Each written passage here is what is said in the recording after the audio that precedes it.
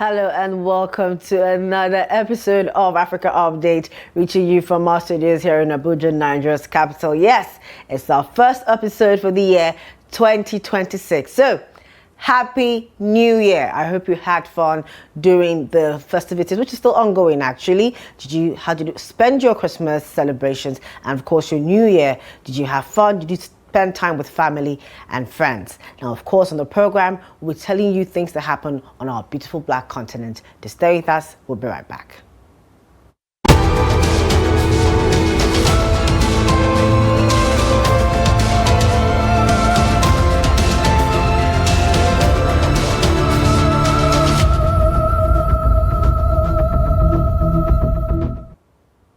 Welcome back to Africa Update. I'm your host, Chiamaka Nwafor. Again, happy New Year.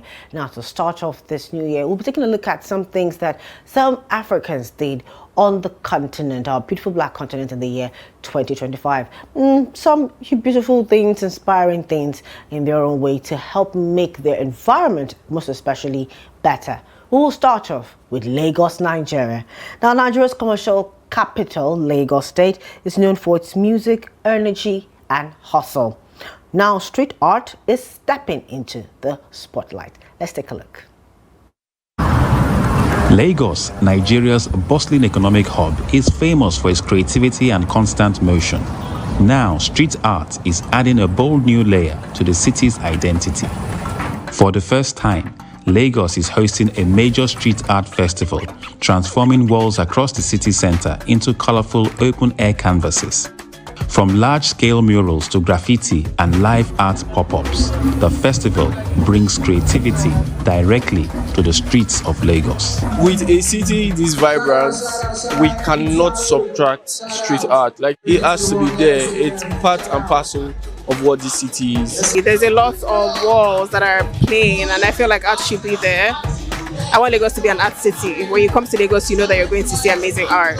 For organizers, the festival is about creating space for artists who don't always fit into traditional galleries. We've also always believed in the democratization of art, making sure that art is not limited to gallery spaces, but it can also be seen in public space. It's also an answer to just allowing community to be able to experience, art in its truest, rawest form. Residents say street art is changing how they experience Lagos. Not everyone has the privilege to experience it because, you have to go to a gallery, you have to see it, in the museums and stuff like that, places that are really important and hard to get into. But having art on the street just makes it very inclusive. Organizers say it took years to secure approval, but the result is a growing movement that's reshaping Lagos's urban culture. Still here in Nigeria, Queen Achalla's journey is a masterclass in reinvention. Her furniture made from car tires is not just stylish, it's serving and, most importantly, saving the planet. Transforming trash into timeless designs. Let's check out how Nigeria's DIY queen turns old car tires into stylish lounge furniture. One day someone reached out to me and said, I want to make a chair. I'm like, okay, no problem, I'll make it for you. And that one got over 30 million views on TikTok, and I'm like, I think I'm now a carpenter because tell me how I've been putting out my fashion content and modeling all along, and it's not going this viral. So that was how it started, actually. Over 2 million tires are discarded yearly in Nigeria, and the number keeps climbing. With dumped tires making such a high percentage of Nigeria's huge waste problem, Queen Achalla's unique idea of turning them into lounge chairs does not only keep humble households, but also the environment. I get my tires basically from vulcanizers. So I'm not just making beautiful upholstery and lounge chairs, I'm also helping the environment reduce waste by recycling these tires. The first thing is your eyes. Once you train your mind and your eyes to see things differently, I was aided when I was in my secondary school. I joined the club, Junior Achievement, and the basic essence of the club was waste to wealth. Becoming an adult, you need to make money. But in everyday life, people like things that are functional. You get? So now, if I'm turning this to something, it should be very functional. It should be something that you actually want to put and you can make good use of it. So once you're offering value to people, I think that's enough for you to be able to turn it to a success story. So after I get my tires from the vulcanizers, I wash it. Then after washing it, I take it to my studio where I'm ready to work. Then I place my woods. These are strong pallet woods, or 2x2, depends, right inside the tires. Then after that, I put a board over it, most likely marine board because it's inside. Then the foam comes and the fiber and then the fabric. Even if these tires no longer roll on the road, they've set Queen's life in motion. She started a good business with upcycling. Let's see exactly how she transforms an old tire into a royal armchair. I like to pre-cut all my materials like a day before. And then when I come like to make a chair or to shoot whatever it is, it takes me nothing less than 2 to 3 hours. Although there are approaches to recycling old tires in Nigeria, there's a lack of comprehensive infrastructure for proper disposal. However, improper disposal can lead to considerable environmental pollution, as used tires contain various substances that can be harmful to humans, animals, and the environment. Upcycling itself is an intensive and physically challenging process. What exactly is the message of Queen's transformed tires? Before the whole furniture thing came up, I basically do make costumes from scrap. I made a costume from pure nylon. I made costumes from plywood and different materials. So I used to say something like, anything is possible with Achalla. So on this fateful day, someone reached out to me from Abuja and she was like, oh, I need a center table for this. And I'm like, in my head, though, I actually didn't tell her. I was like, I have not made a center table before, but I mean, everything is possible with Achalla. So, and then I filmed the whole process because I recently just started my content creation journey. I filmed it with nothing in mind. I didn't know it was going to blow up. Right after I made that, it got over 3 million views on TikTok and different blogs, and people took it out. I was like, is it that serious? I mean, it's nothing. From that moment henceforth, I'm like, we have to go deep into this thing. We have to start knowing how to make money and how to improve this thing and make it much more better. So literally, that is it. How does Queen Achalla's work inspire a new generation of creators and change makers? I'm so excited to be one of the few voices that show that you don't have to, expose your body, or you don't have to like do the basic thing that other people are doing to like be a content creator. You can think differently, you can show your craft, and it's still going to be on point. It's still going to be what it's supposed to be. And I encourage you so much because you're not just being myopic, you're not just trying to do what every other person is doing, you're trying to be you. She doesn't just make chairs, she builds possibility. Queen Achalla shows us that with vision, even the forgotten can become the foundation of something beautiful. Wow, that's beautiful. That whole thing, upscaling, recycling, upcycling rather. And as she said, something very key she said there, turning waste to wealth. I was just going through something a while back and I saw some videos how people turn waste to meaningful things that can be used. And I was like, this is a gold mine. Waste is now a gold mine. I hope you've been inspired in this new year. Maybe you might think going the direction of turning waste to wealth. Still here in West Africa, but over in Ghana, grandmas off-grid villages in northern Ghana have long suffered from a lack of lighting and electricity. Now an older generation of women solar installers is bringing change. Take a look. Salamatu Abukari is 65 years young and known here as the solar grandmother. Today, she is repairing a loose connection in a power module. Apart from her, there are no trained solar technicians in the village. If a solar facility breaks down in this community, they call me. Some closely watch so they can fix their own system when I'm not around. I want to share my knowledge so that everyone understands a little about solar power. Her customer had to go 2 miles without use of his solar-powered lamp. Now it works just fine again. She's doing a great job. Since she came along 10 years ago, everyone has gotten rid of their kerosene lamps. And the hassle of buying flashlights and batteries is now a thing of the past.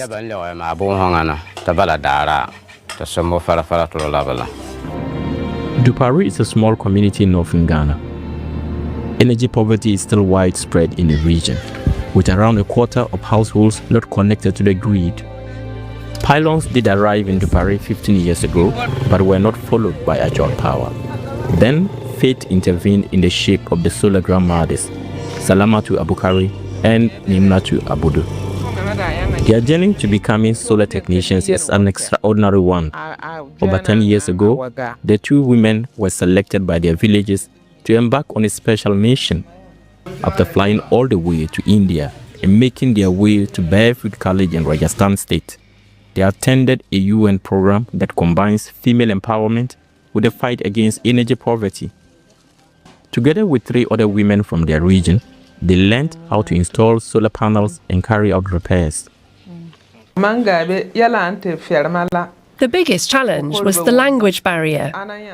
But once they started showing us, step by step, how to connect panels and wire up batteries, learning became easy.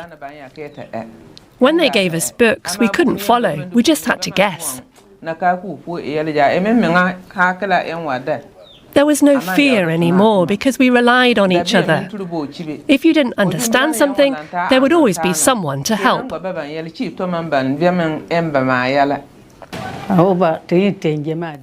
We came from different countries to learn. They taught us the work. We benefited a lot and got to really appreciate each other. Now we're back home and are busy doing our new job. And thanks to their help, that power is lighting up homes. The solar grandmothers are passing on their expertise. A UN program has enabled Salamatu Abukari to set up her own workshop. She's already trained 10 people so that they can now run their own small-scale solar systems at home. I trained them for a reason. When I had the skill alone, it didn't benefit many people. But by training the younger ones, they can pass it on and help even more. Some of those I've trained are now studying photovoltaic technology in school.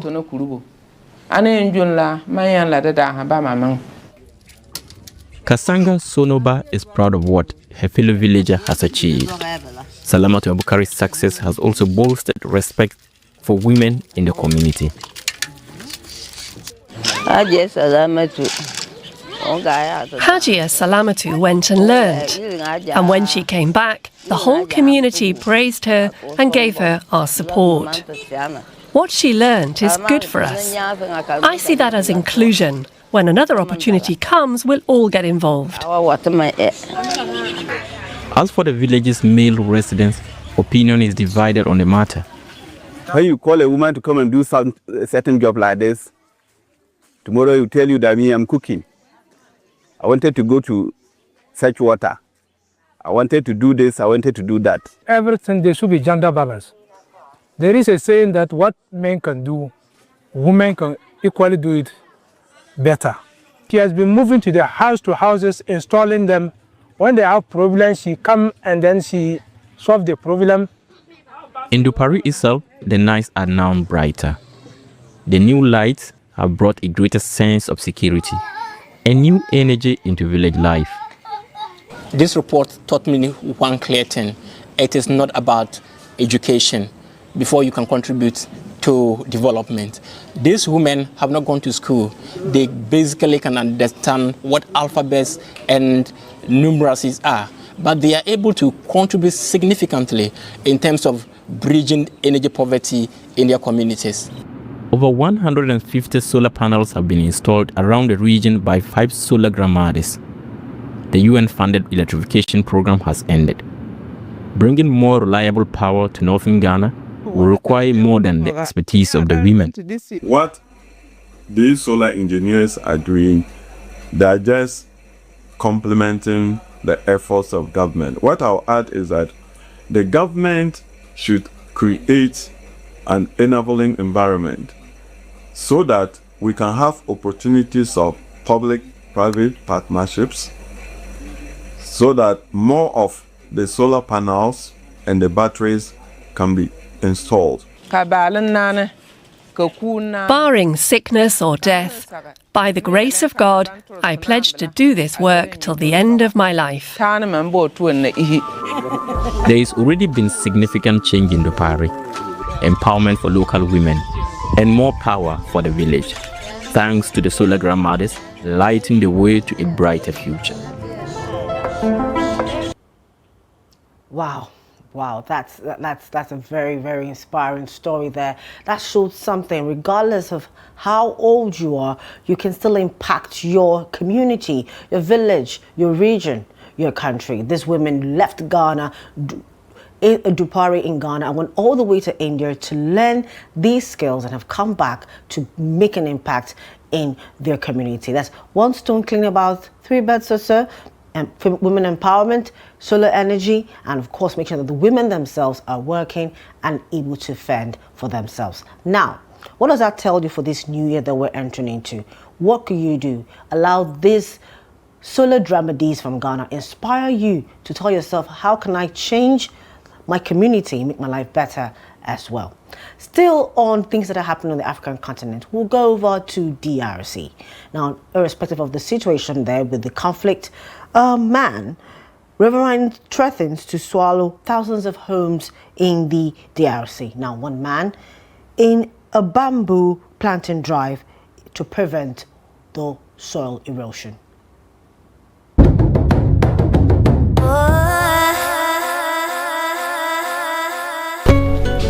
Bertin Mboya is a man on a mission to protect his environment. The university graduate is passionate about tackling climate change and its devastating impact on communities. He's the coordinator of a project called the Chinese Bamboo Green Wall. For 7 years now, the initiative has been busy planting bamboo on the outskirts of Kinshasa in the Democratic Republic of Congo. The plants will help prevent soil erosion and hopefully slow the creation of trenches that threaten homes across the city. So far, we've planted more than 15,000 bamboo trees near this university.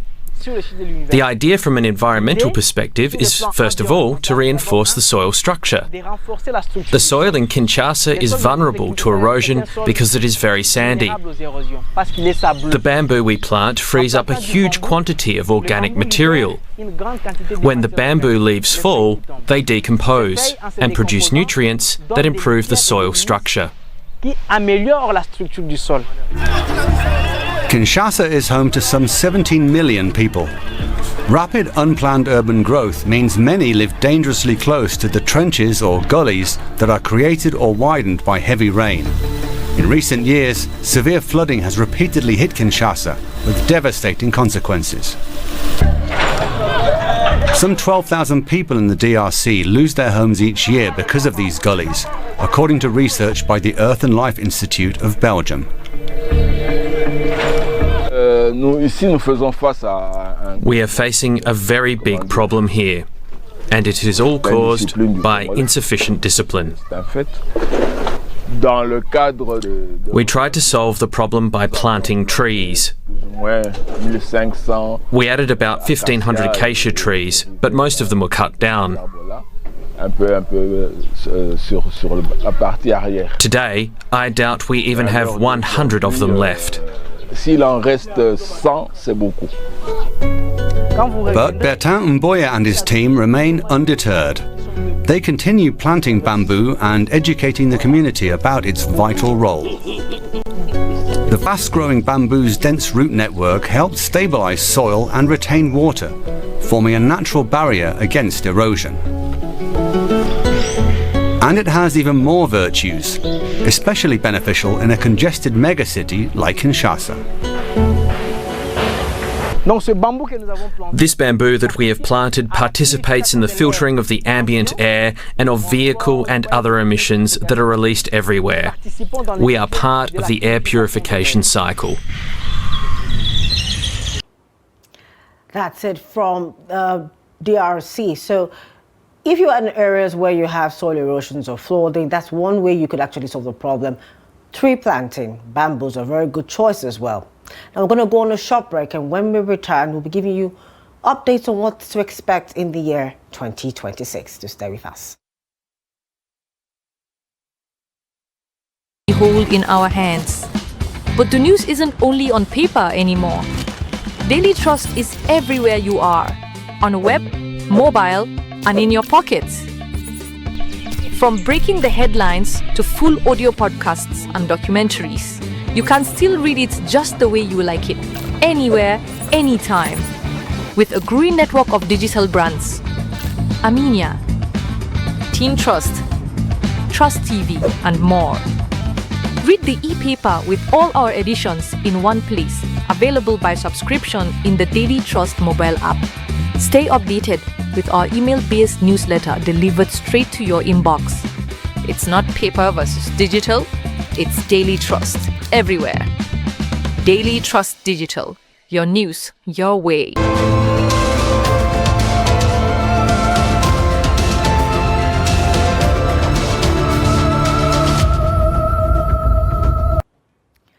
Welcome back to Africa Update here on Trust TV. Now it's time to look at, let's take a look at what's going to happen in 2026. And as usual, we'll start off with elections. What are the elections, upcoming elections for the year 2026? As we can see that on what's shown on our screen, Algeria will be in June 2026. It's a bicameral election. That's a structure of parliament that they have actually. However, it's the National People's Assembly election. Benin would have his election in January, 11th of January precisely, National Assembly election, and the presidential election will take place on the 12th of April 2026. Now, Cameroon will have its National Assembly in 2026, we're not sure when particularly, while Cape Verde will have its National Assembly election in April 2, 2026, while presidential will be for October of this year, 2026. Now, Central African Republic will have both president and parliamentary election on the 15th of February.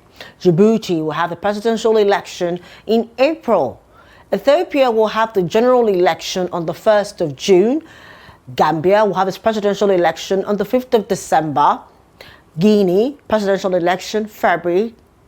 Libya, presidential election April. House of Representatives, April. We go over to Morocco, where the House of Representatives will have its election in September. The Republic of the Congo, presidential election will take place in March. Sao Tome and Principe's presidential election will take place in July, while that of the National Assembly will take place in September. Now, Somaliland House of Representatives and House of Elders will take place in June. South Africa's local and district councils election will take place between November 2026 to January 2027. Uganda's president and parliamentary election will be 15th of January 2026. Zambia president and National Assembly election is 13th August 2026. Now, Western Sahara, do some people argue if it's a country, but that election of the Sahrawi legislative will take place in this year. Now, some of these dates could change or subject to change. Anything could actually happen and they could change. But as for now, these are the elections that we are certain to take place in the year 2026. Now, on to other events that will take place in the year 2026. Now, these are other events, and as you can see, we're starting off on the 10th of January 2026, World Africa Festival, Addis Ababa, Ethiopia. It's about culture, music, and the creative economy. In January, still in January, from the 11th to the 14th, Plastics Egypt. That will take place in Egypt, or the sector is manufacturing and plastics. And still in January, we have the Game Time Africa Summit in Rabat, Morocco. Now, of course, for those of you who know, the CAF is ongoing and actually started last year, December in 2025, but has spilled into this year, and the final will be played between the 18th and the 19th of January, still in Rabat, Morocco. Still in January, the African Men's Handball Championship will start in Kigali, Rwanda, between the 21st and the 31st of January. And on the 23rd of January, AI Conference Africa would take place in Accra, Ghana. Now we go to February, where on the 10th, Sports Africa Investment Summit will take place in Lagos, Nigeria. For the 11th to the 12th of February 2026, Africa Tech Summit Nairobi will take place, of course, as the name implies, in Nairobi, Kenya. 11th to 12th February 2026, Africa Agri Expo. Those two summits will take place in Nairobi, Kenya, around the same dates. Now, 16th February, we'll have Africa Business Forum taking place in Ethiopia. 18 February, the FCT Area Council Carnival taking place here in Abuja, Nigeria. It's about culture and tourism. 25th to 27th March, we'll have the Solar and Storage Live Africa taking place in Johannesburg, South Africa.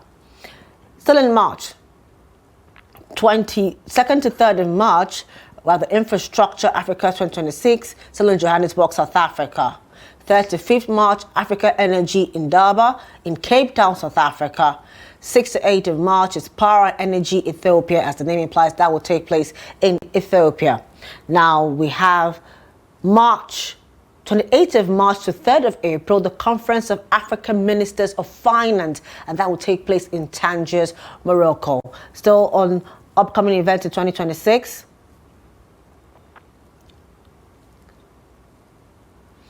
We're still in April, 6th to 7th of April, we have the Solar and Storage Live Africa in Cairo, Egypt.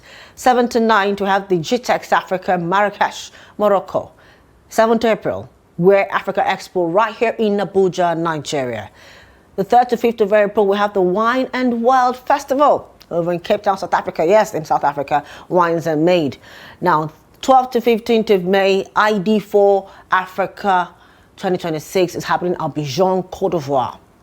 14th to 15th May 2026, Africa CEO Forum, Kigali, Rwanda. 19th May 2026 is Mega Ceramica, Nigeria. The conference will take place in Lagos. 26th to 27th of June, Africa Technology Expo. The date has not been fixed, and that would be, rather the location has not been fixed. Now, 7th to 8th of July, we have the Africa Rail 2026 taking place in Johannesburg, South Africa. That's about transportation.